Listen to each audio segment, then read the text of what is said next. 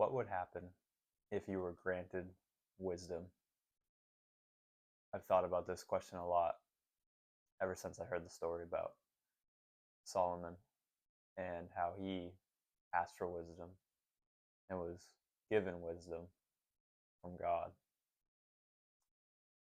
And I've always wondered, if I had, one wish, what would it be? And I came to the conclusion that it'd be wisdom. Because I think with wisdom, you could work out any situation. With wisdom, you can do anything, really. You could at least do what is right. And isn't that all any of us want to do? And then one day, I was at work, and this question came up. And I was talking to a coworker, and I told him, I think I'd want wisdom. And he said to me, that'd be boring. If you had wisdom, then you make every decision right every time, and life wouldn't be fun anymore. And I thought, yeah, I didn't think about that. That's interesting. And kind of how we do when we try to defend our points, we try to think of something quickly and, come to the defense of our ideas and of our points, especially ones we've thought about before. And that one I had. So, quickly I thought, that's a good point, but I still don't know if I believe that. And then, it came out of nowhere, and I said, just because you have wisdom doesn't mean you'll make the right choice. And I thought, wow, so true. And he was like, oh yeah, good point. But in my head, I was like, oh, that opened up a whole new avenue for me. Because I thought if I had wisdom, I would be fine. You get wisdom, you're good. But in getting wisdom, it doesn't mean you will make the wise choice. You think you would until you really think about it. And you think, well, on a day-to-day basis, there's things that I know I should do, but I don't do. And what's the difference between that and having wisdom and not doing what you know you should do? And the only thing I could see that would really have an effect on that would be if you did have wisdom and there was a voice in your head telling you the wisest thing to do, and you knew it was the wisest thing to do, maybe you'd be more amped to actually take the action. Because nowadays, there's always something in the back of your head that's like, well, maybe it's not right, but that's just a cope, really. And I think we all know that. Excuse me for a second.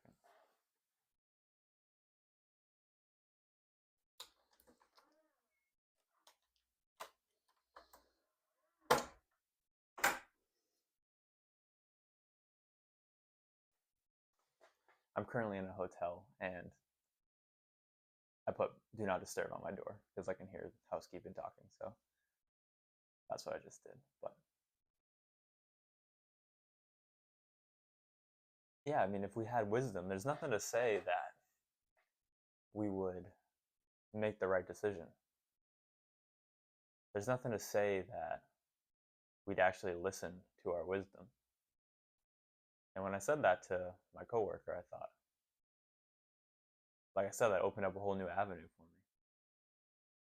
Because it was interesting. Because I thought for a while, I was like, oh, you got wisdom, you're fine. You got it all. What else do you need?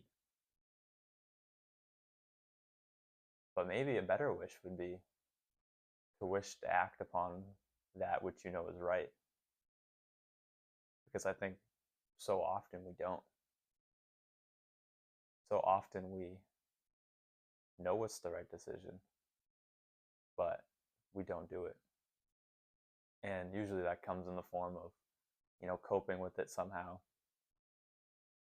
and thinking, well, I really shouldn't do it because of this. And, you kind of just, you're biased because you don't really want to do it and you cope. And then you're like, all right, yeah, I don't have to do it. And I thought about that and the fact that I believe that no soul is willingly deprived of the truth. And I think some people may hear that and think, well, those contradict each other. You said you know what is right, but you did the opposite. But I don't believe that's the case. I believe that you believe, or whoever, I believe that satisfying an urge or coping is what I should be doing. And that I'm not willingly deprived of the truth. I just think that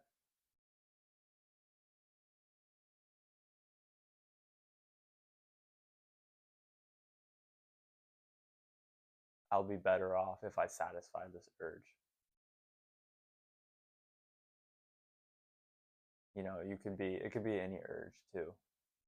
And you shouldn't do it, but it's just bugging you and you keep thinking about it. You keep thinking about it. Like, you said, all right, I'm going to start my diet. I'm not going to eat any more late night cookies. And then you have the opportunity to have a late night cookie. And you're doing good. You're fighting off the urges. But like an hour goes by and your head is just filled with it. Your head is just filled with having a cookie. And you're like, okay, I know I made this promise to myself, but I just spent an hour wrestling a cookie in my head. If I just eat the cookie, I'll stop thinking about it. And you're like, that sounds a lot better than sitting here wrestling with this idea. I can't do this every single night. So then you just have a cookie.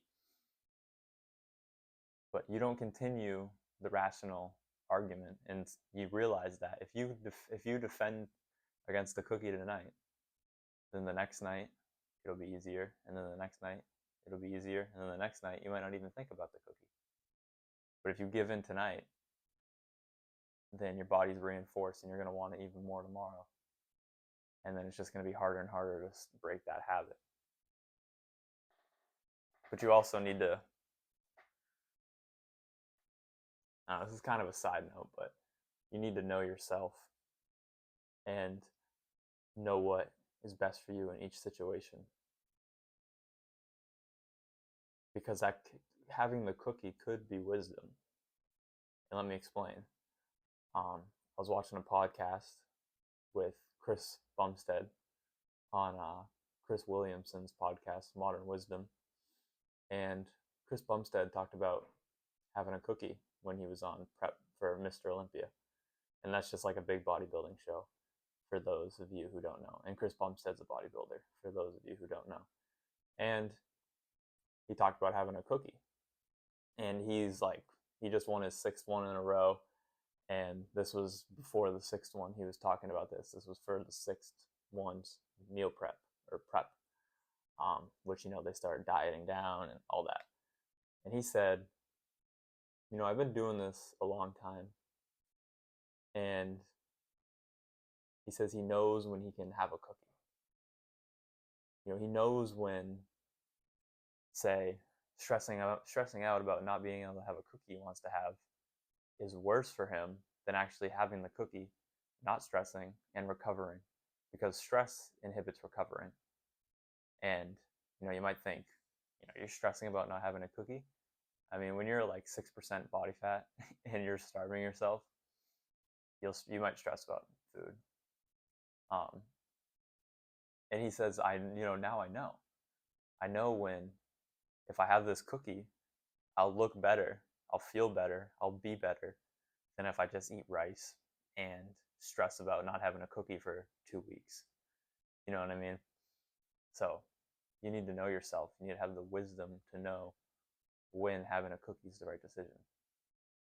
But if you told yourself for New Year's, your New Year's resolution that you're not going to have a cookie, and you, first day, you break that, I mean, that's not wisdom. It's not wisdom. So you need to know the time and you need to know the place to break rules. You can't be so rigid. I've realized this as of late. I felt like in the past I was very rigid on things. Very, very rigid. I'd hear something and I'd be like, oh, that's what I have to do. And then something would fight that and I'd say, no, can't do that. But you can't be so rigid in your beliefs. You need to be flexible.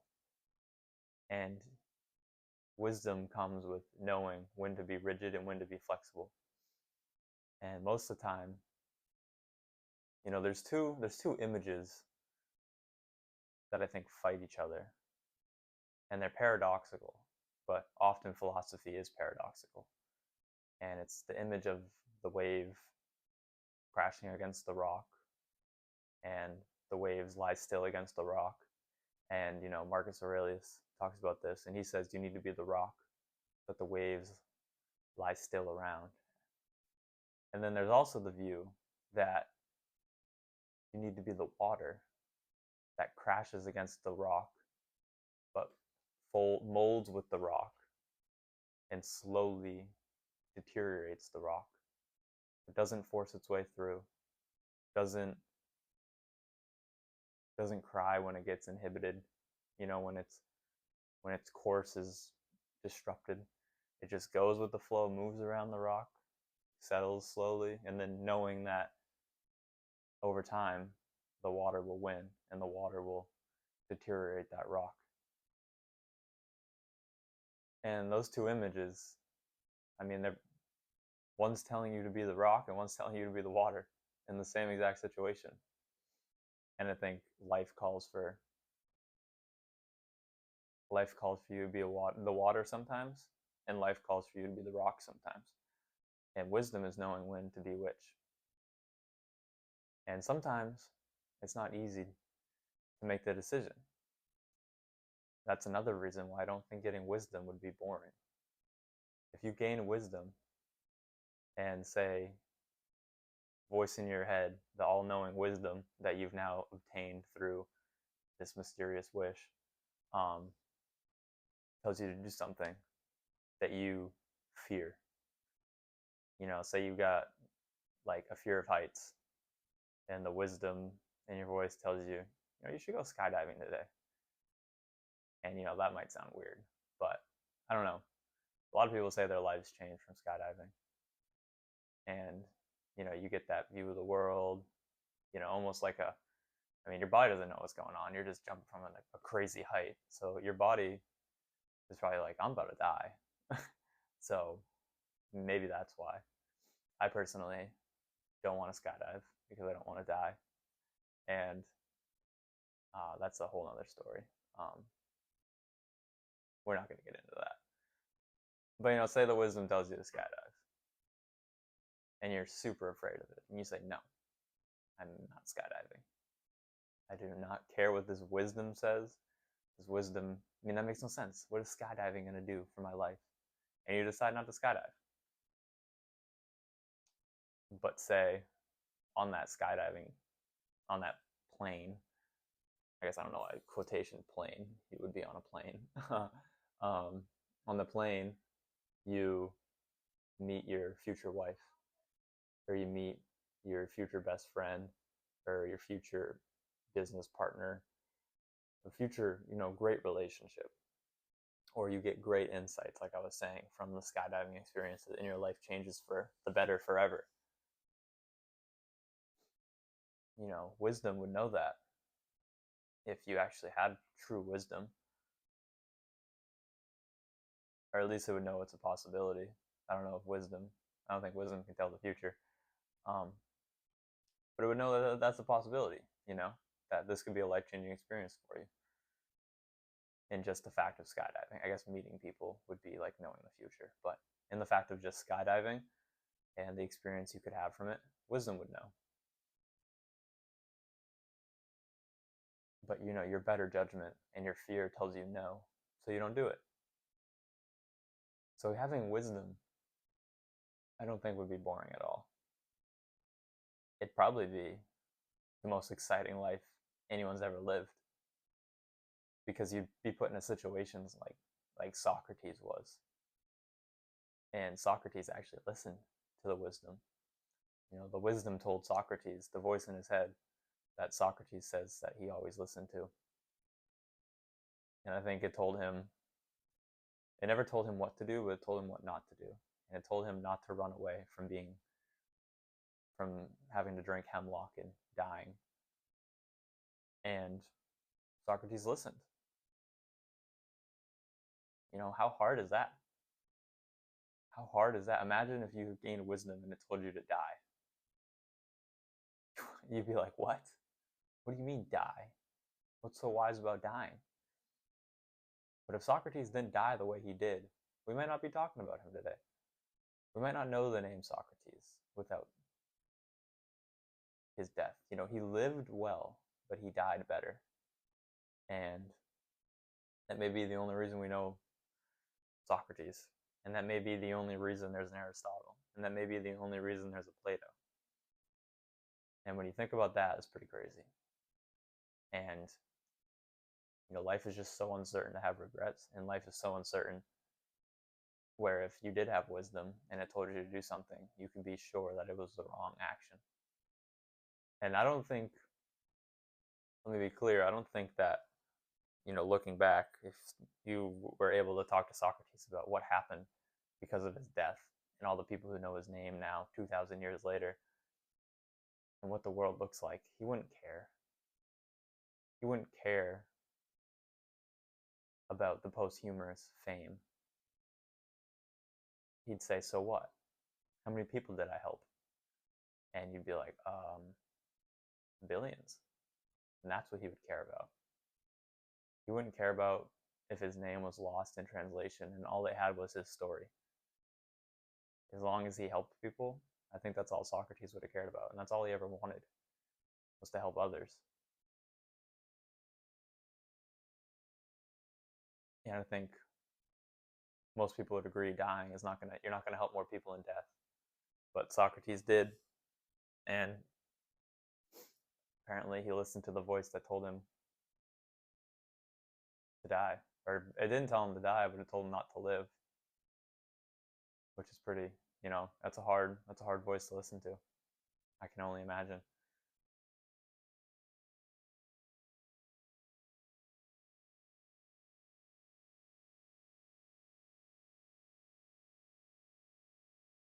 So what a gift gaining wisdom would be. But obviously, we don't live in La La Land where you have 3 wishes and one of them can be wisdom. So we just have to do our best and stop coping and try to look into things without bias, with detachment. I think that's how you look into things without bias, is when you detach from it. The Stoics always say how it's not situations that bother us, but it's our judgments. And I saw that last night. I just got done reading that line, essentially, in Meditations. And I was at work, and I had to go to work. I had some downtime, so I was reading, and then had to go to work. So, obviously put down the book. I'm at work, so work comes first. And then we went to do something, and I was hungry, and we were essentially working through lunch. And I was sitting there, and I was like, damn. I was like, I'm not gonna spend all this time thinking about lunch. Like, that gets me nowhere. I'm just gonna, whatever happens, happens, and go with the flow, and not try to think about lunch right now. I'm hungry and I want to eat, but it is what it is. Thinking about it isn't going to do anything. And then like 10, 15 minutes later, we got shut down and we had to wait an hour. So I was able to go back up and eat. I thought, wow, how crazy is that? I stopped thinking about it, and it just proved to me how much of life is outside of your control. And that wasn't something I could have done. I couldn't have just said, hey, let's go eat. Like, let's take a breather. You know, there's too many people doing stuff where it was like, we're getting this done and then we're gonna go eat. Um, but then that happened, and I was thought, wow, that's, you know, just so much of life is outside of your control, and trying to dwelling on things that are outside of your control is just such a waste of time, because if it's truly right and it's truly meant to happen, the universe will make it happen, or God. And I was happy. Then we get back, and everyone, not everybody, but there's some people who were, you know, very, very mad that we got shut down in the middle of a job, very mad that we had to wait for this person to be done doing their thing, when in reality, we weren't in their way. We were just making too much noise for this person. And, you know, what we were doing was very high priority, and yada, yada, yada. So some people were mad, and I'm sitting there eating my food, you know, like a prayer just got answered. I mean, I was okay with not eating. I wasn't dwelling on it, but you know, if you asked me, what do you prefer? I'd say, we go eat. And if you asked a lot of those other people what they preferred, they would have said, we get the job done. And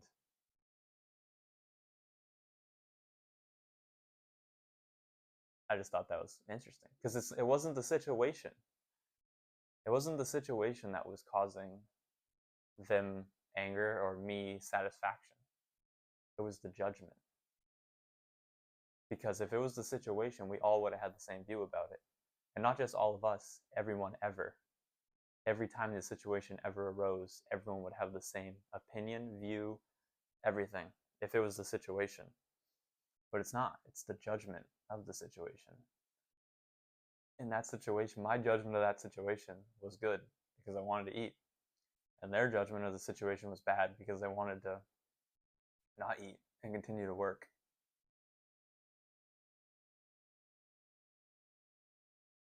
So that was just, you know, it's nice when life just hits you in the face with a lesson that you've been trying to hammer into your head, because it helps a lot when you see it.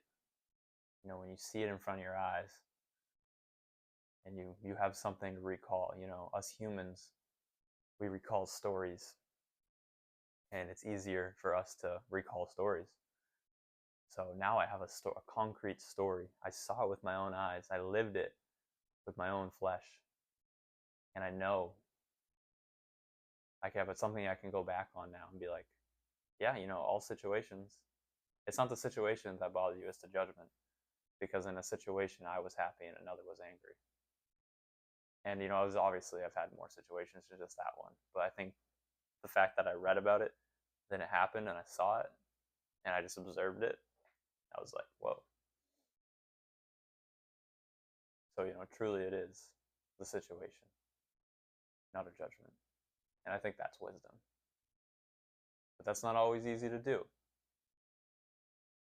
You know, imagine if wisdom was sitting there trying to tell the guys who were angry, hey, like, it's not this situation, it's your judgment. They'd be like, shut up.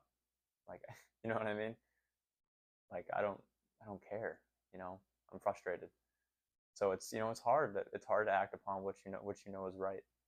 Because I don't think anger is beneficial. You know, Marcus Aurelius says how much worse the things that cause anger, that how much worse the things that anger causes are than the thing that caused the anger.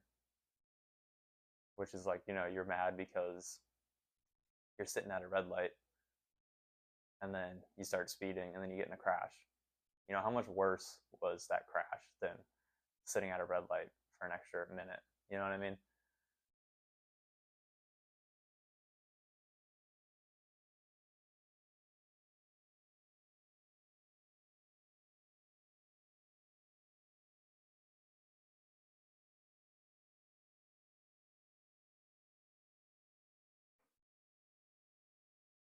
So in conclusion, I think wisdom would be not a boring life, but actually probably one of the most exciting lives you could ever live. Because you would be constantly told to do the things that you don't want to do.